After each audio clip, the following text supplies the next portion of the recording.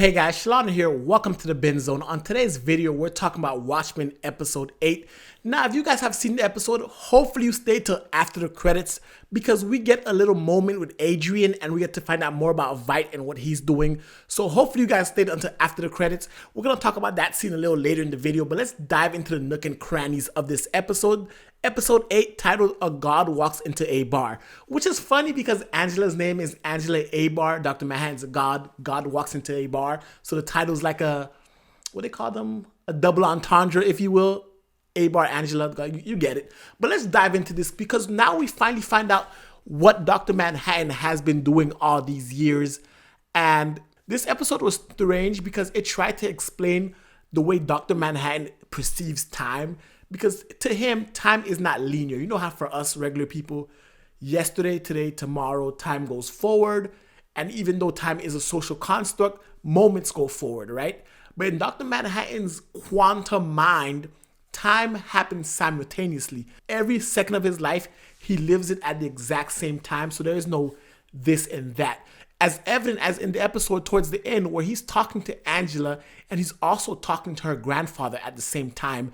And 2019 Angela can ask 2009 grandfather a question, which I'm not even going to try to break the quantum mechanics behind that because just trying to wrap my head around that entire thing is, and I can imagine it's the same for you guys.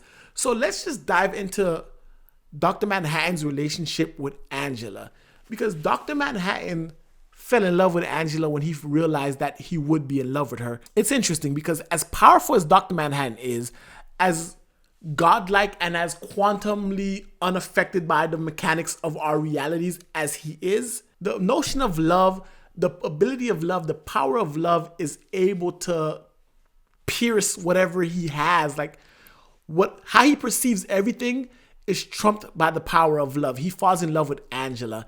And this God is brought down to us. And it's kind of funny, Angela mentions that he's kind of like Zeus in the sense that Zeus is this all-powerful, all-father of the Greek gods. But then he comes to the world of man and assumes a disguise, whether it's a swan or whatever, to mate with a human.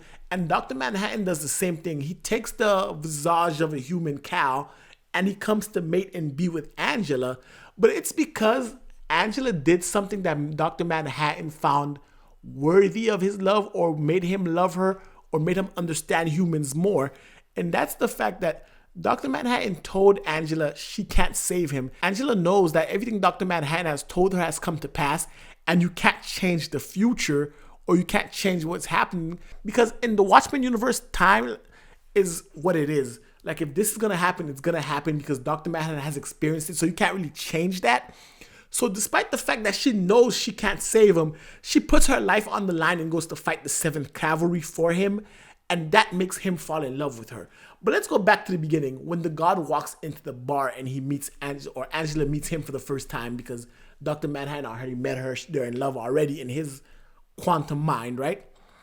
And it's funny that this happens because at this moment, we see the way Angela was before all of this. We see how the events of the last episode, her parents dying, her grandmother dying, how that shaped her to be a cop who doesn't really have any friends because it's her parents' anniversary of their death and she's sitting at a bar alone drinking and she doesn't have a family, she's not married, nothing like that. And that's because of her fear. We know last episode, Angela had some tragic things happen to her when it comes to family.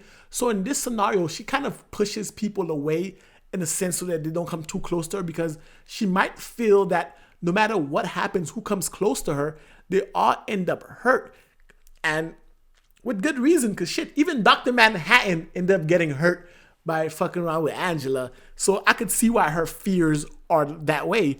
But that's because of the tragedy of her grandparents and her parents and her grandfather not being in her life, which goes to show that when he became the Hooded Justice, William Reeves, a lot of things were set into motion. And at the same time, he not only messed up his relationship with his son, his wife, he also messed up the relationship with his granddaughter. And it's kind of a generational thing, if you will. Like the family was broken. And as they went on, broken. Son doesn't talk to the father. Son doesn't talk to the mother. Son dies. Daughter daughter or granddaughter of William Reeves has no parents. Grandmother comes, parents die, William Reeves is alive, grandfather doesn't talk to granddaughter because of the schism between the two relationships. And it goes to show that it's a social commentary on the show, because this show deals a lot with tragedy and racial tragedy. And if you hold that up to our current society, it makes sense, because this all started with the bombing of Black Wall Street in Tulsa, Oklahoma, which essentially killed William Reeves' parents, and that put him on the path to becoming hooded justice. And that kind of white terror, if you will, kind of started this whole systematic breaking down of the family. And then you end up with Angela, who has no blood relations alive, and the person that she feels that she can connect with is God, i.e. Dr. Manhattan. So when everything else is turned away from you, you turn to God.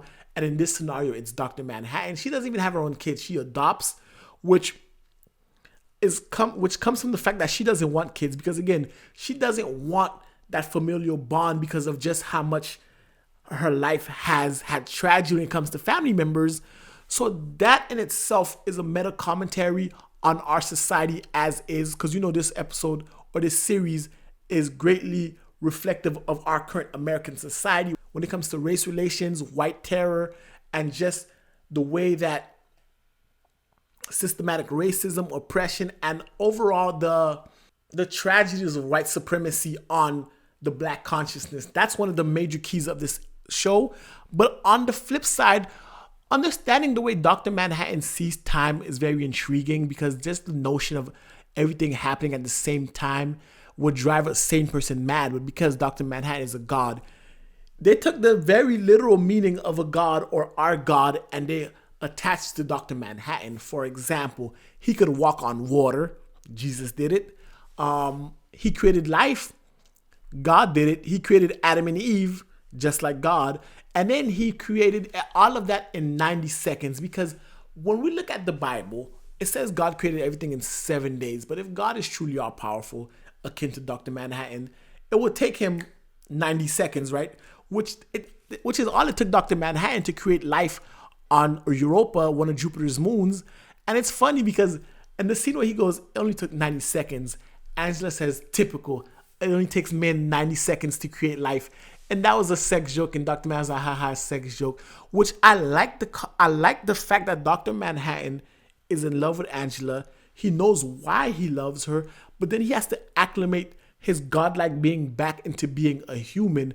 And at this point in 2009, Dr. Manhattan would have spent more time as a god than he ever did as a human. So the fact that he's also John Osterman is in his memory, but at the same time, he is Dr. Manhattan. So he spent more time in his godlike being than as a human. So those emotions, the way he behaved in the Watchmen comics, if you saw the movie, like the way he was detached from life, and then the way he went from his first wife to Sixth Spectre, and those two women were not able to show him the true power of love the way Angela was, because those two women never had to put their lives on the line or sacrifice themselves for Dr. Manhattan. They just liked the idea of being with this omnipotent guy. Well, to be fair, his first wife was already married to John Osterman. She never signed up to be with a god.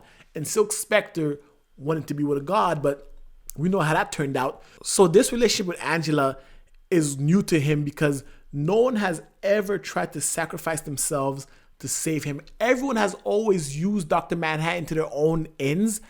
And he just was tired of that, which is why he left. And we found out the thing about Mars, where he made a copy of himself on Mars to do these daily routines. That way the humans or the people on Earth who are watching him on Mars will be like, he's on Mars. They'll never know he's on Europa creating life, or he's somewhere else, or wherever he is. That way he can move freely without the entire human race looking for him. At the same time, Dr. Manhattan still considers Adrian a friend. And when he talks to Adrian, Adrian seems to be as perfect as he was in the movies and the comics. Adrian is a flawed individual. Adrian is essentially a megalomaniac akin to Lex Luthor. Super genius. He wants all the praise and all the adoration. He wants all that from the human race. So when he saved everybody in Watchmen from a nuclear holocaust, he never got the praise he needed. And he stood there for 24 years, keeping up this charade of aliens in order for the world to finally know what he did, but no one gives it to him. So when Dr. Manhattan grants him his solace in space and he joins the utopia that Dr. Manhattan has created, that's not enough for Adrian, because at first it's a paradise to be praised, right? But his thing goes deeper in that he wants not only to be praised, but to be needed. And these Adam and Eve people that Dr. Manhattan created don't need Adrian. They love him, but they don't need him. Adrian needs to be loved, but not just loved because of love's sake, but he needs to be needed, and he wants to be needed. So when that doesn't happen, he grew tired of that, and he's trying to escape. So when he tries to escape, they imprison him and they ridicule him for trying to leave. And the end of the episode, after the credits, shows that loneliness, even though he's surrounded by people who loves him, loneliness is truly at his core, which is the same thing Dr. Manhattan could have been feeling when he went to Europa. He's a god. Everyone worships him or wants something from him, but no one loves or needs him in the sense that he needs to be needed and loved, not just for what he is or an unconditional love without a basis. So you kind of see that Adrian mirrors Dr. Manhattan in the sense that Adrian, everything Dr. Manhattan has, Adrian wanted, but he didn't know the cost of having it all would be ultimate loneliness, which is why Dr. Manhattan fell in love with Angela and wanted to be with her, because that satiates his loneliness and gives him the companion that he needs. But then when we go back to 2019 and Cal is now Dr. Manhattan and he's starting to remember everything that's happened. The 7th Cavalry arrive, there's a big gun shootout, and then they take Dr. Manhattan away with this tachyon processor, which tachyons themselves are this sort of matter that deals with like time and space. Like, it's all great science stuff, way above my pay grade. I would break it down, but I'm not qualified to do that. But because of the tachyon generators, they're able to teleport Dr. Manhattan. And for the first time, he doesn't know what's going to happen, which is, I could assume, is both exciting and scary for an omnipotent being who perceives time at the same time that he can always see his own future. And he's always known this was going to happen, but he still went away with it. But he still went along with it anyway, which is intriguing. So I can't wait to the finale next week, because there's a lot that still needs to be answered. Lady True, the grandfather, Hooded Justice, Adrian, if he's going to escape Europa, Dr. Manhattan, Silk Spectre, and most importantly, Angela and the 7th Cavalry. How would that tie into the season finale? I'm excited to see next week. Anyway, guys, I'd love to hear your thoughts in the comment section below. And if you like the video, give it a thumbs up. Hit the subscribe button if you guys have not already. And until next time, binge on.